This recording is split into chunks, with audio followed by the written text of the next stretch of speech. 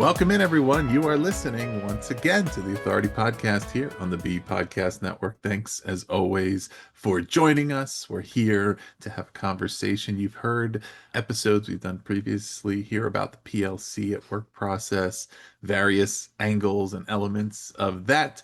And we're digging into that again today, but with a new angle on family engagement. My guest is Nathaniel Provencio. He has worked in public education since 2001 as a classroom teacher, building administrator, and associate superintendent. He's a speaker, school leadership coach, and author of the book we're discussing today, Community Connections and Your PLC at Work, a guide to engaging families. Nathaniel, welcome to the show. What's up, Ross? Thanks for having me, man. Really appreciate it. And I love the fact that we're neighbors. So there's a connection right there. We're like just a couple of zip codes down from each other, man. And so that's another excuse to connect together and at a different time, maybe on my way to DCA, you know what I mean? There's still flights available. So got to touch base sometime, brother. Excellent. Well, we found each other on Zoom today for listeners here. But yeah, it's a great connection to start out with. And hey, community connections, that we're the community here connecting. And I guess let's start with, there's a lot of ideas, right? We don't want to assume everybody has the same understanding of or is coming at it from the same direction. So I kind of figure let's talk first about how are parent and family engagement important to schools? Like, what are the elements in your view, in your experience as a school leader, that makes those elements critical enough to of course write a book around? Yeah, man.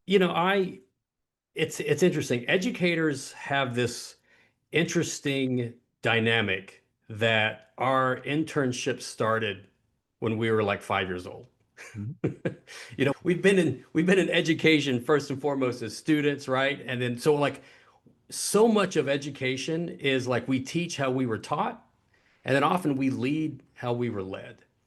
And I go back and think about all of my experiences as a student and my working class, paycheck to paycheck parents.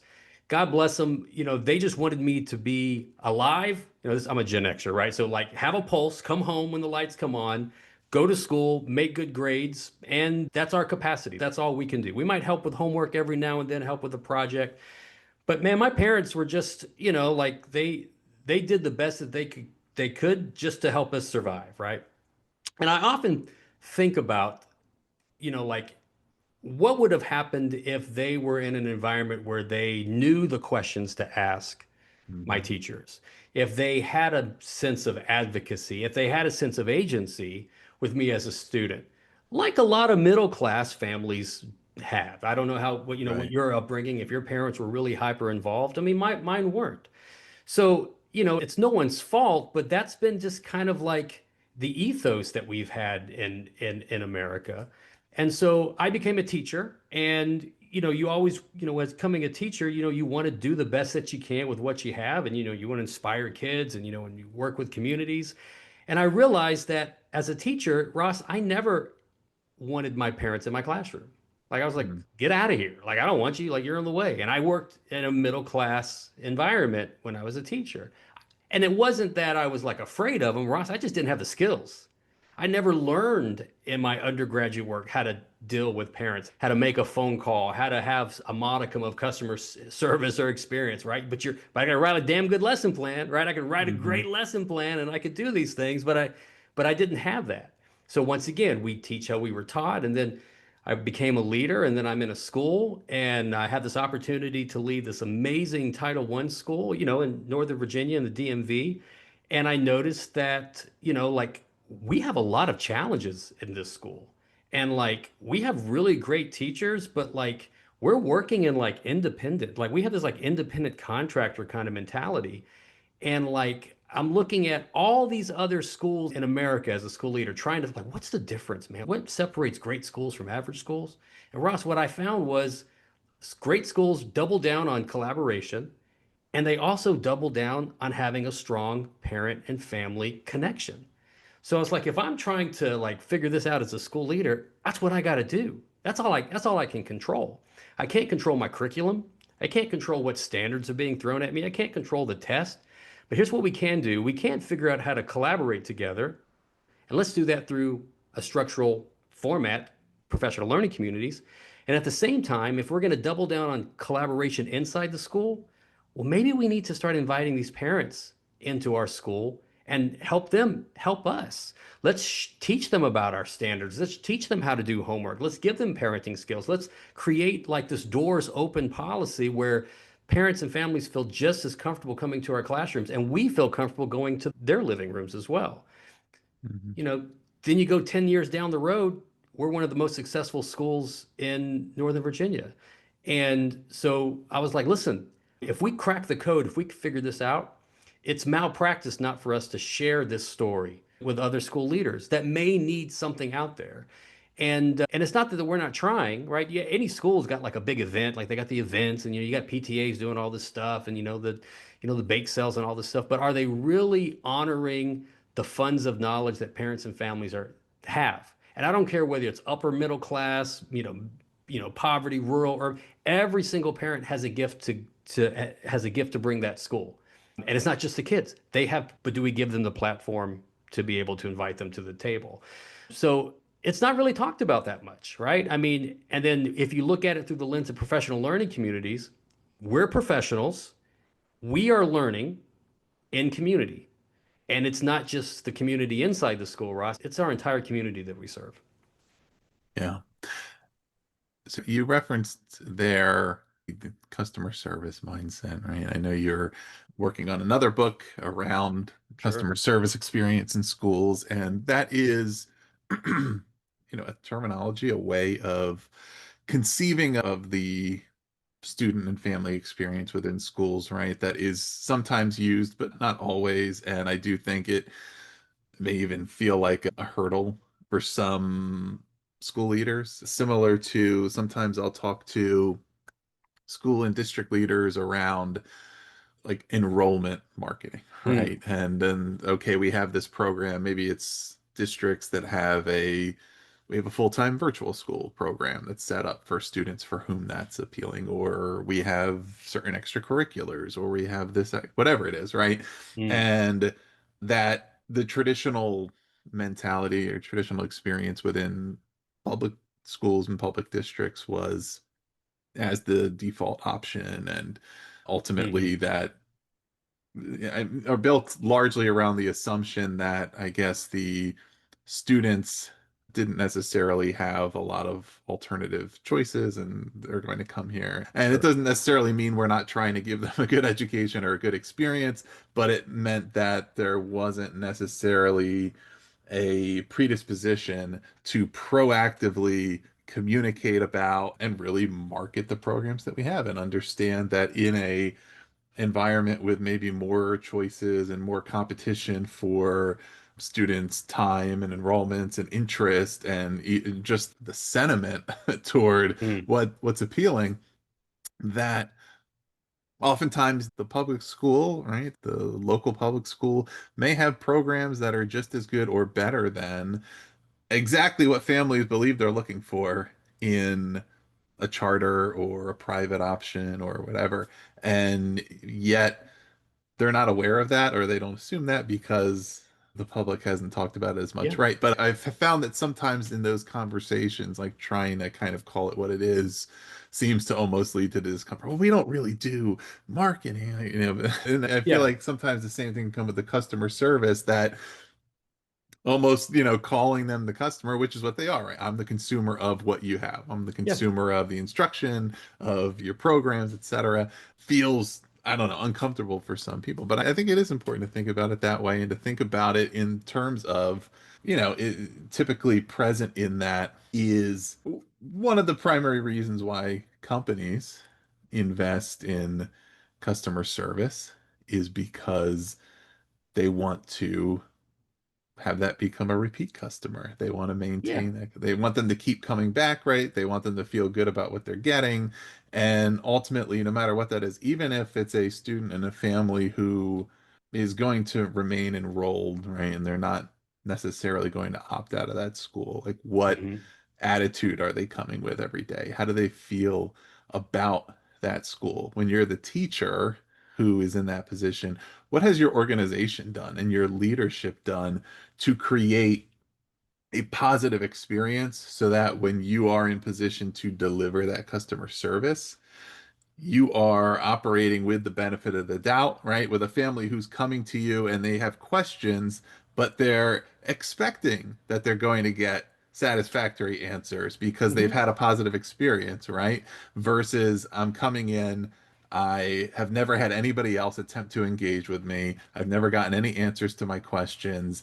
And now I have kind of a negative attitude. And now the teacher's in position where I have to respond to this. And this family is Exactly. clearly upset, not because of anything I did. This kid just got to my class, Yep. but they've had a negative experience before. And so they're expecting that this is going to be more of the same. So I guess all of that is to say, what is your thought about that, how this starts with or doesn't with the leadership level in whichever organization, at the district level, at the school level, to really implement that mentality and really understand the value of when they can begin to foster that engagement, create programs around it, have inform and help and support and educate families, right, on the things Yeah. they might want to know about, what they should ask, and let them know proactively about what we're doing here, so you don't have to ask about everything because we're also going to tell you about it, right? And then you can ask questions about those things, but you're asking better questions.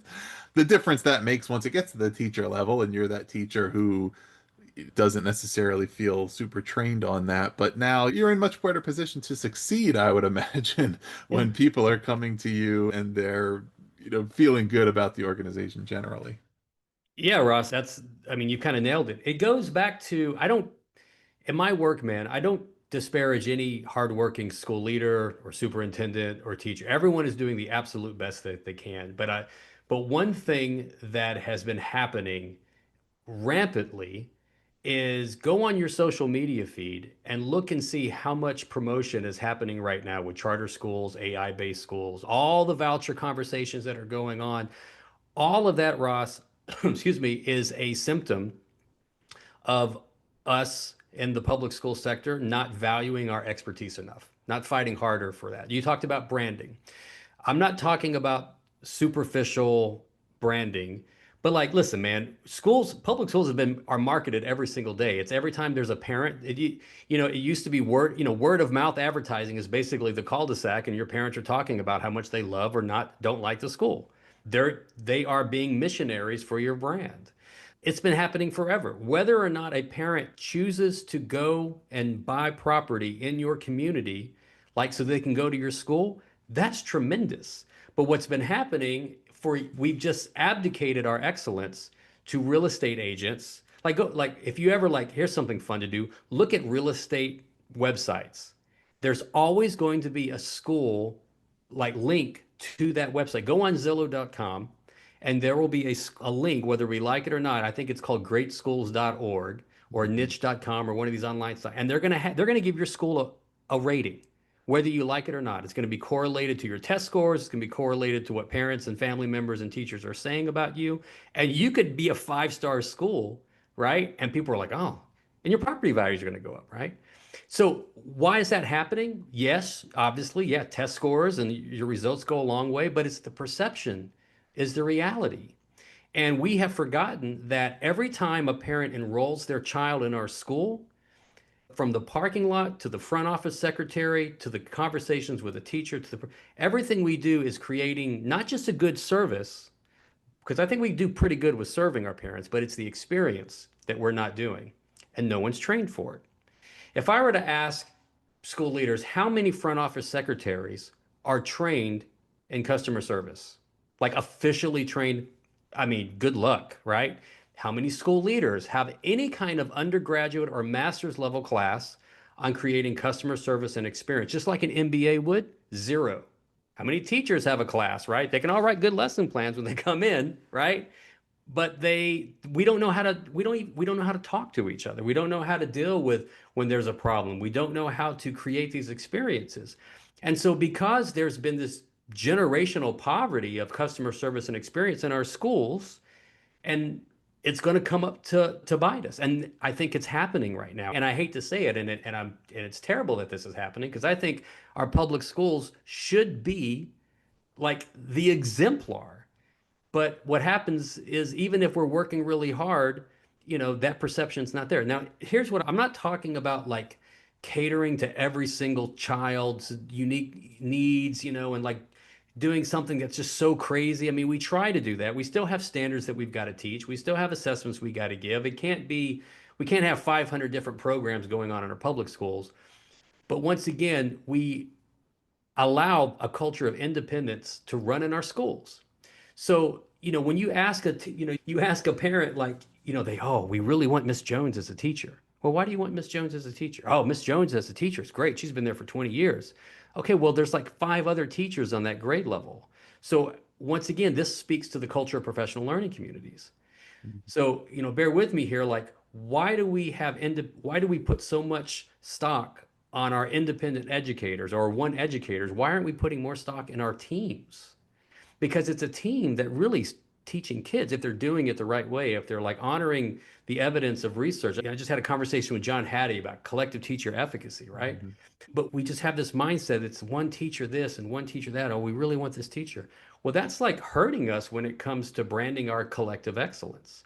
So kind of all over the place a little bit, but like the best schools have figured out, like it's not about the teacher that we get, because teachers come and go. It's about the team that we have. And school leaders also, if they can figure out how to serve their teachers and their staff exemplary and give them great services, then they will take care of the kids like you're talking about. But what happens is, Ross, is that a lot of agencies and a lot of founders and charter schools, and I'm not anti-charter schools, they're doing what they've got to do. They're setting up shop, across the street in the communities because our public schools have failed to really create an exemplary service. And here's the Mhm. thing. Go to a public school's website. Just go to any public school website and see if you can find their vision and mission statement, Mhm. right? See if you can find their vision and mission statement. Go on a website and see if you can find their essential standards. It's like little things that we can do to scale excellence we don't do. And it's not anyone's fault. It's just no one's told us why we should do this. And I don't have to show you like, peer-reviewed evidence or whatever. Just look and see how many parents are leaving your schools to go to charter schools and vouchers and take care of those vouchers. They're leaving because they didn't feel connected. Ross, you ever heard that story or the research about, you ever read Malcolm Gladwell's books? You ever read any of his books? Oh, I can't remember if it's in like Tipping Point or whatever. I love Malcolm Gladwell. But I think this was in like, I can't remember the book, but about medical malpractice lawsuits. Do you remember reading about the medical malpractice? Yep. Uh-huh. Yeah, it's like if you really loved your doctor and the doctor had great service and experience, even if something terrible happened, you probably wouldn't sue the doctor. Right. But even if the doctor tried and had terrible bedside manner, terrible service, they're probably going to get sued. Well, Mhm. there's something to be said about that type of mindset in our schools. And and I just think we really need to start thinking about things a little bit differently. So that's one of the things why I'm on this podcast, just to be able to help share that message. Yeah, and when you were describing that earlier, I was thinking about something similar. I was thinking about my car insurance Oh, company that I've had the same insurer for 10 or 15 years, a long time.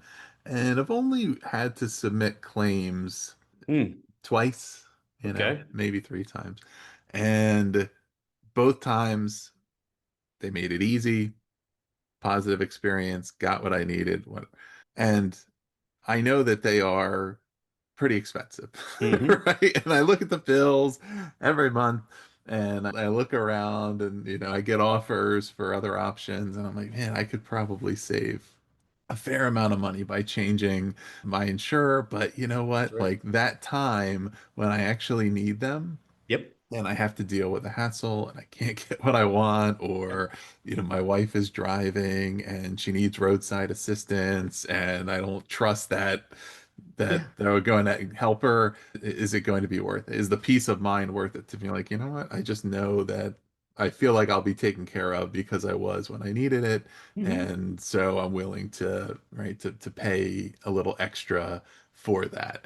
And, in this case, where other than their taxes, we're not even asking them to pay. And yet Sure. it's just the fact that as you mentioned, the feeling of when I come to the front office, is there customer service experience? Am I welcomed? Or when I'm in the classroom, does the teacher act like they want me there or not? Or I remember one time when I was in middle school and we had Hmm. some kind of parent observation day or something. Okay, that's cool. Science teacher just showed a video because she didn't want to teach in front of the parents. Right? And Oh man, what a missed it's like, opportunity that what was. message are you getting when it's very obvious that when I come in there and my child's school doesn't want me there, Yeah, right? It's either they have something to hide, yeah, like they're not really doing a good job here educating the kids and they don't want anybody to see that, or they don't value me as a stakeholder and they don't, and they're operating. And if you're the teacher who is unable to change your mentality of that, or the school leader, maybe you're operating too much from what's the worst that can happen to what's the best, right? yeah, I feel like this person being here, this outside, person who's not part of this class or whatever, is they're going to disrupt what we're trying to do here versus they could add to it, right? They're involved, they're asking good questions. Now that gives me an advocate and a partner that they're home and they're helping their child learn, help with their assignment. They understand it better. I can communicate to them, right? I'm creating, advocates who can augment what we're doing here. And what are those opportunities versus, oh, they're going to come in, they're going to ask me a bunch of questions, they're going to throw me off because I'm trying to do this. And, ultimately, it's almost the thing that we wish for, right? That very same teacher may find themselves wishing, I wish the parents were more involved. yeah. But like when the Well, did opportunity you ask presents them? itself, Yeah, it's like, did right? you Or when ask you them to have a be involved? conference, you're frustrated because we're having a parent teacher conference and they don't really seem to know where I'm coming from or they're not on board with this. And it's, well, what about all the opportunities up until then when you could Exactly. have created that dynamic, Yep. and did you recognize those opportunities or not? And and I know, we you talk about this and we're talking about it, but it's not necessarily, again, that all of these educators are sitting around looking for things to do. Yeah, They're yeah. busy. They have a lot of work You're on too their busy. plate. I mean, how do we make this doable? So let's say I'm ready to give it a shot. I'm open to the possibility that better family engagement is really important. How do I practically address it?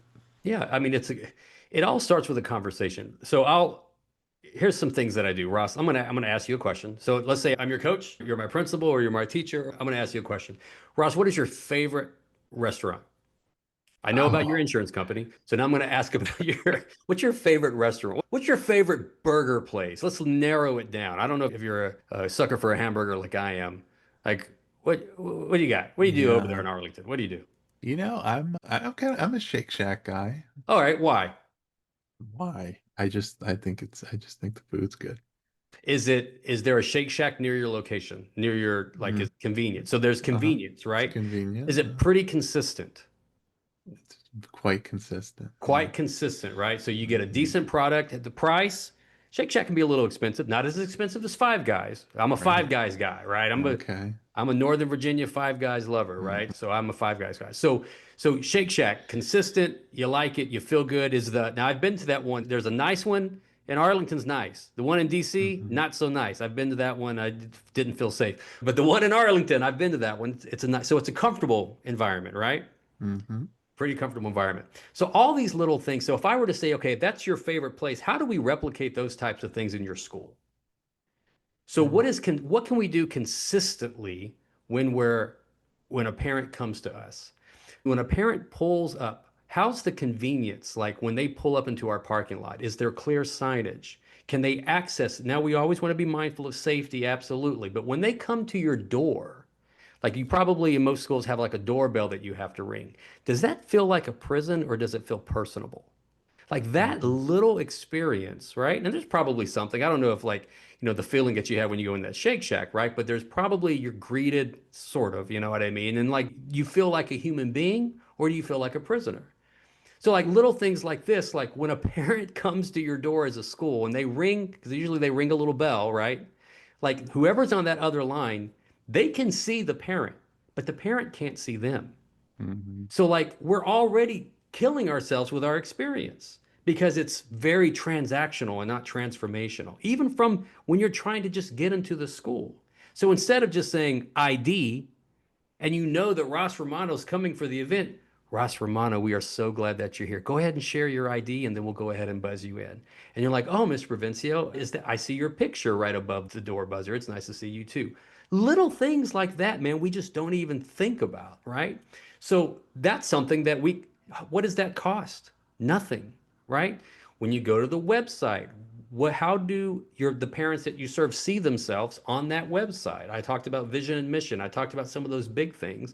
Or is it just some canned AI generated website that we just slapped on there because we have to?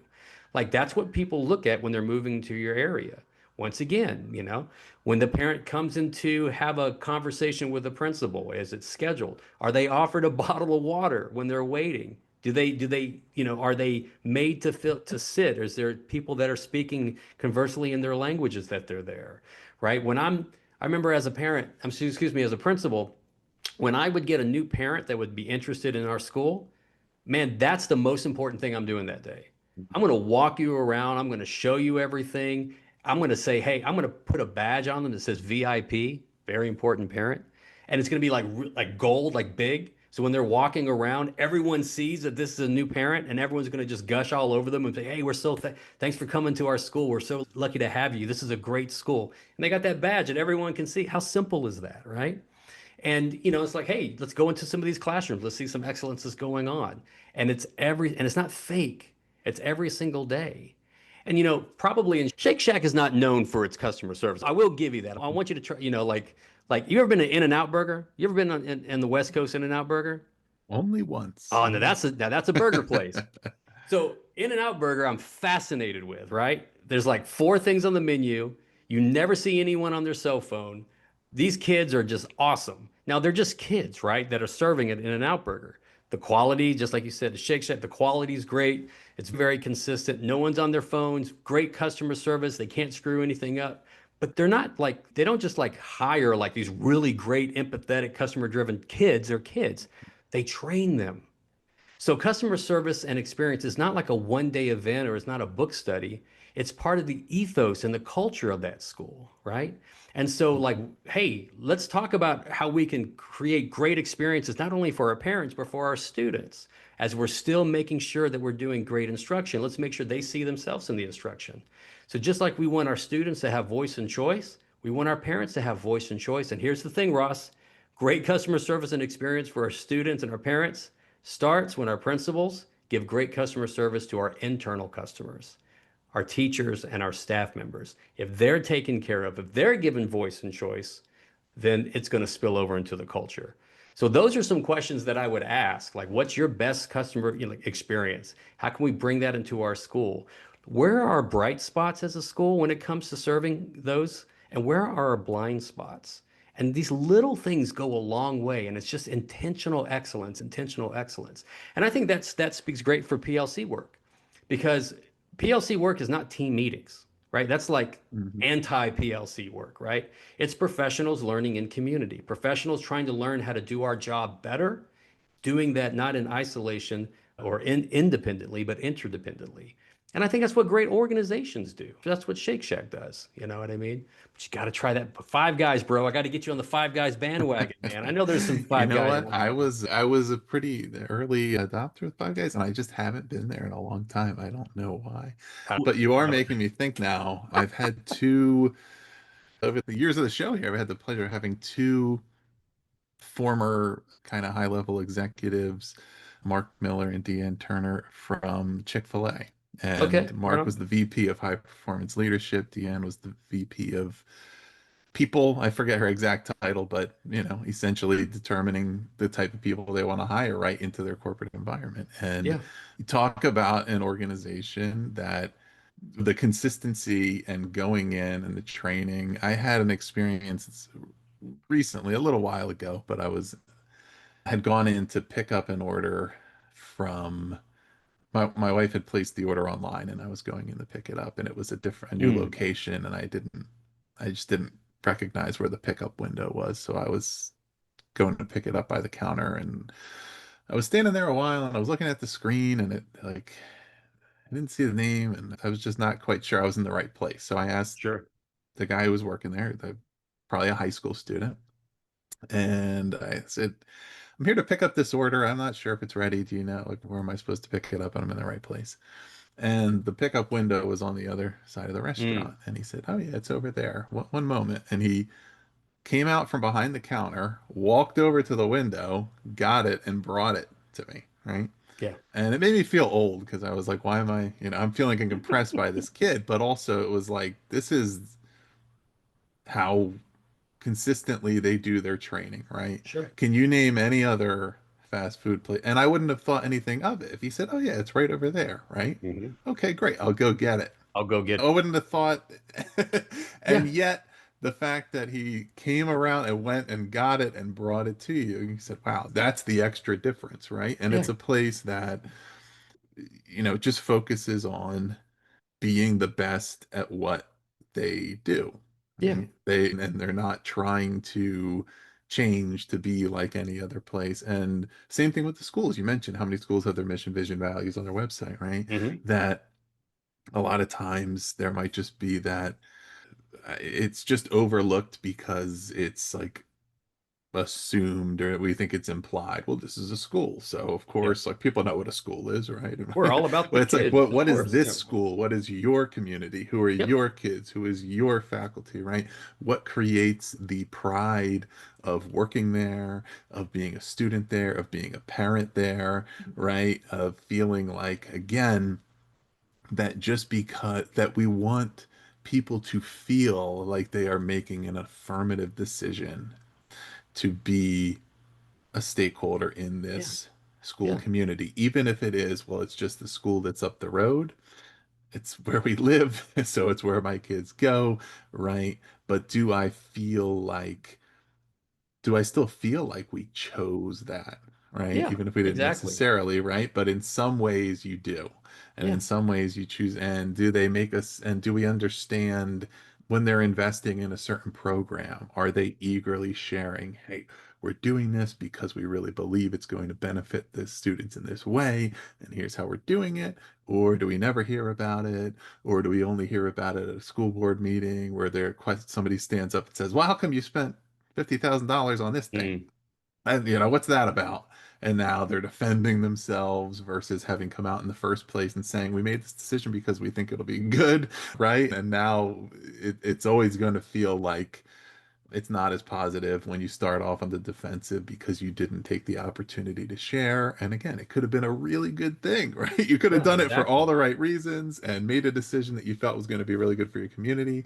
But because you didn't do the job of thinking about who will care about this and why will they care and what will they want to know, and let's make sure they know that, now it looks like we're trying to hide it, or we just, Mm. we're just not showing them that we value what their role is in the community, Oh that you're yeah. a valued stakeholder, and it's important that I make the effort to make the information available to you about what we're doing here, or how you can get involved, Hmm. or inviting you, right, and giving you opportunities, or even at a further level, when it has to do with teaching and learning, what are questions that you might want to ask, or what are some of the things we're working, like, making you feel much more informed, so that now you don't have that intimidation to come in. And yeah, if Yeah. you're a parent that goes into a classroom, you haven't heard anything about what's going on for 2 months because your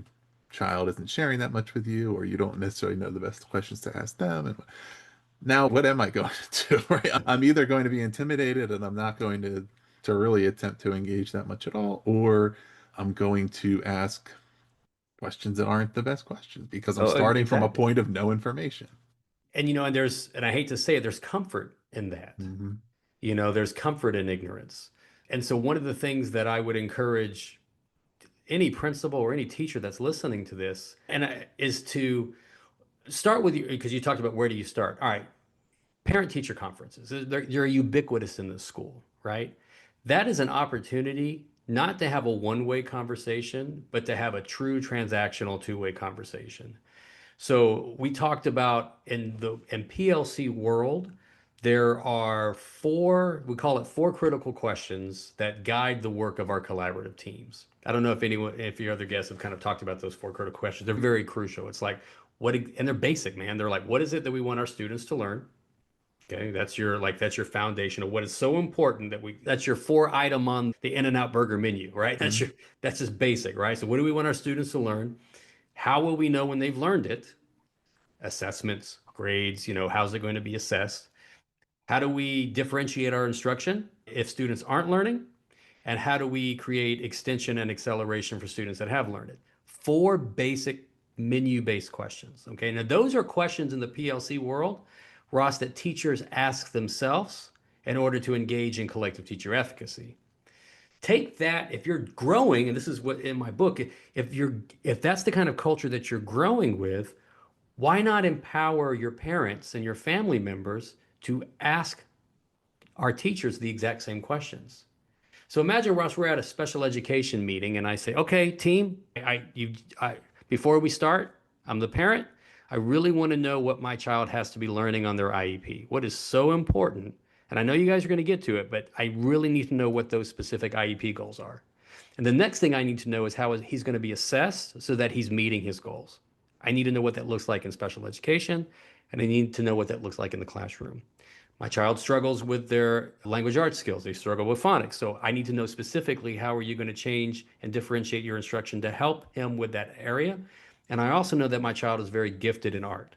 So I need to know maybe how we can extend and enrich with his funds of knowledge with art. Now, can you imagine if a parent holds us accountable by asking Mhm. that team those same questions that we ask ourselves? That's just four questions.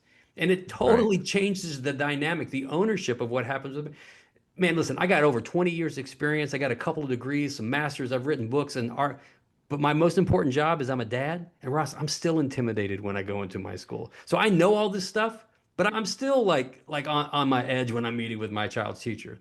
And I kind of know what I'm doing, right? So imagine a Mhm. parent who, like my parents, who didn't have that kind of agency. And so it's not hard. So when those parents are coming at the parent teacher conference, hand them a brochure that says, please ask your child's teacher these questions. Mhm. That's partnership, man. And it shows trust and it shows, I don't like the word vulnerability.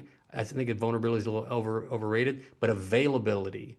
It's showing that we're available for learning what our parents have to offer and that they're available for what we have to offer. These are the types of things that kind of move schools from just, teaching to really learning. And we can't forget that our parents are our child's first teachers. They may not be the best, but they're the first. So if we're learning together in community, I mean, if we're really doubling down on that taking a village kind of thing, then we got to invite all the villagers into the village to have that conversation. Yeah. So yeah, but I don't think Shake Shack would have done that for you, by the way. Unlikely, right? Yeah, I mean, it really is. It's just the thoughtfulness that goes into what is the experience that we want to create for the people who come here and what best equips them to feel successful, right? And Yeah, to man. want to come back and knowing that if we create the experience that they like, that they will come back for more, right? Are we, creating, I mean, is it a jewelry store where Hmm. you're able to browse and look around and and ask when you want some support and somebody's clearly available to you but they're not standing right over you like making you Yeah. feel intimidated and rushed and like you Yeah, that's know why I don't uh, shop at Pentagon Row because there's always some officer right there uh, at the jewelry store, and I feel intimidated before I walk in. I'm like, screw it, I'm not going to go right, to. it's the just kind of understanding what like what is what makes people comfortable, makes them feel like they're able to operate, right? So in that case, handing them the questions, like, okay, at a baseline, I can ask these, they're expecting me. And now I can Exactly. also ask different ones and adapt off of it, but Absolutely. like they're telling me, come in and ask questions, right? Yeah. They're making me feel welcome, invited, giving me a starting point if I'm nervous or I don't know where to start. And we're just being, I guess, treated like you're welcome here and Well, you're yeah. part of what we're doing here and we're here to inform you, Yeah. which is all, you know, Obviously quite important. I guess we need to answer the question of what does all of this have to do with PLCs? I don't know if we Yeah, spent too right. much time on that, right? But how does that connect? Well, let's think about this. For one thing, I kind of mentioned this before, and I'll say it a billion times until I'm sick of it. Like people with good intentions, I believe, will equate PLCs of just being team meetings. It's just a three-letter acronym to say, hey, when we meet together, we're PLCing, right? No. So the first thing to think about is my definition of professional learning community goes back to the DuFour's definition of professional learning communities. It's an ongoing process where educators work collaboratively in recurring cycles of collective inquiry and action research to achieve better results for the students that they serve. That's a culture of professional learning community, and it pairs perfectly with collective teacher efficacy.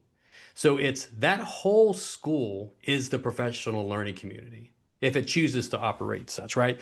And so many schools operate, and I mentioned this earlier, Ross, they operate like independent contractors, right? Hey, Mhm. like I think about my son's high school. I talk about this all the time, right? He has 7 different teachers, some AP teachers, some dual enrollment teachers. They all grade differently. Like they all have, he has 7 different interpretations of grading that he has to deal with. He has 7 different expectations that he has to deal with, 7 different learning styles that he has to deal with. And he's a pretty good kid. He's able to navigate those 7 things. That's not a professional learning community. It's a culture of independent contractors. And then I often think about schools where they departmentalize, where, Ross is the math teacher and Nathaniel's the language arts teacher and Joe over here is the social studies teacher and Sarah's the science teacher. And then kids switch. Why are they doing that? Well, they're doing that not because Ross has a master's in math from MIT. It's because Ross don't want to teach language arts because Ross don't like Mhm. to read. Or it's easier for Ross to just plan for math. Well, what happens when Ross goes on leave, right? He's got to go paternity leave or he gets sick. Well, the whole math department just left, right? And so everyone else is just like, well, we better get a good long-term sub to kind of take over that. But we meet together, but you're not engaged in action research or collective, inquiry. So the whole point is, yes, teams are part of professional learning communities, but they've got to have shared goals and they got to be able to work together. And it's not just what are we going to do? When are we going to do it? Who's testing? And then let's move on to kind of teach, test, hope for the best, move on to the rest. Is that these teams are in a culture where they're saying, hey, listen, we got to get better with what we got. So it's that team ethos, right? That we are only as good as each other. Ross can't do his job without Nathaniel. Nathaniel can't do his job without Ross. And I'm not saying departmentalize is anti kind of PLC work, but you got to be really structured. So Mhm. even from teams, and then it goes to like your leadership. Collectively, we're working together. We value everyone's input to be able to look at challenges, come up with solutions, action research, try to come up with a plan, implement the plan, look at evidence. Did we get a return on our investment? Do we have results for these actions? And then we move forward. Well, here's where the whole PLC work and parents comes into play. You use the same logic when you're trying to address your parent concerns. How is our parent attendance at our parent teacher conferences? That's the problem. We want to increase that. So collectively, let's get together. Let's invite our parents on board. Here's a problem. Let's engage in action research and collective inquiry to see if we can increase our parent and family visitations on our parent teacher conference. That's Right. wonderful. We have a student attendance issue. Well, it's not a student attendance issue, it's a parent issue, right? That's a problem. So, how do we collectively work in action research and collective inquiry to be able to solve that? How do we get other members of our community involved to be able to help it? Let's say we've got really low language arts scores. All right. How can our parents help us increase these specific standards? Do we need more books in the home? Do we need to have better partnerships with the library? Do we need to talk to businesses? Do we need to bring dads in to read to kids? All of these kinds of things, we can't just have that like superhero educator that's got all these ideas. It has to be done collectively. So if there's a culture of collective efficacy within the school, teams will be able to do that. The whole school will be able to do that. And that's the kind of school kids want to be in, where it's not Mhm. that we're lucky to have one teacher. Oh, we really hope we have that one teacher. No, we've got a whole team. It doesn't matter who we get because we know we've got a team approach. Now, that's the kind of school that really goes from average to excellent. So I hope that kind of answered your Hmm. question, that PLCs are not just teams that are meeting and they kumbaya or whatever. They're really engaged in analyzing evidence of their results. That's not just academics, that's everything. Yeah. Do you have an example that comes to mind of a school you've seen that just they missed something, that something, failed, that fell flat. They missed something about the PLC process and it just didn't work. Well, I mean, it happens all the times. There's so many schools that say they're PLC Hmm. because they've got time for their teams to collaborate, but then there's no habits of collective efficacy. So it's like we could say, hey, Ross, Nathaniel, Mary, go PLC. And they say, hey, we're PLCing, but but they don't do anything, right? Because Right. there's no habits of that. So great school leaders understand that they've got to cultivate habits of collective efficacy. They got to really double down on habits. I love James Cleary's work, Charles Duhigg's work, all the habit. It plays beautifully to PLC work. So what kind of environment do we need to be able to effectively collaborate in? Do we have a protocol, some guardrails that helps us really ask and answer very specific questions like those four critical questions? Are we goal setting when are we creating a formative assessment and setting goals with that, right? If we see that this standard is really challenging as a team, how do we get our parents and our families to help support us with this specific challenge? Are we talking to our parents and families about what these formative assessments look like? Maybe if we do have homework in practice, it's very specific so that parents can help us with that. Those are little things that happen, but it's an honor to be recognized as a true model professional learning community school. And there's hundreds of schools out there that are doing it. But the problem is PLC has become so ubiquitous of just like, any group of teachers that are collaborating that it's just call it any other three-letter acronym or whatever, but it's really not helping. So yeah, there's a school that I love outside of Louisville, Kentucky, and they saw a need with their language arts, their student reading and comprehension. And they also had a need where parents and families were, this is a Title I school, so there was a lot of poverty in the community. And so Shannon, shout out to Shannon Vapp. She was the principal of that school. And so they created this awesome, I don't want to call it a program, but it was an awesome opportunity where they called it bringing it to the dinner table. And what they did, Ross, is that they identified very specific language arts standards that their school needed help with. And then they had a team, once again, that collective efficacy, that collective team approach. They lined up children's books that could correlate with that language arts skill. Now, here's where it was really cool. Shannon did an amazing thing with this. Each book had a food theme to it. So then what they did was is that they aligned the language arts standard with a children's book that correlated with food. And then what they would do is then they would create recipes and give actual foodstuffs that went along with that book. And then parents and families all could pick up that book. They came to the school after the school. And dude, they not only got a free book, but they got lessons to go with that standard. And then they got food to be able to make a dish with that. Like, yes, it was an event, but oh my gosh, it tied everything together. And then she Yeah. saw results from that.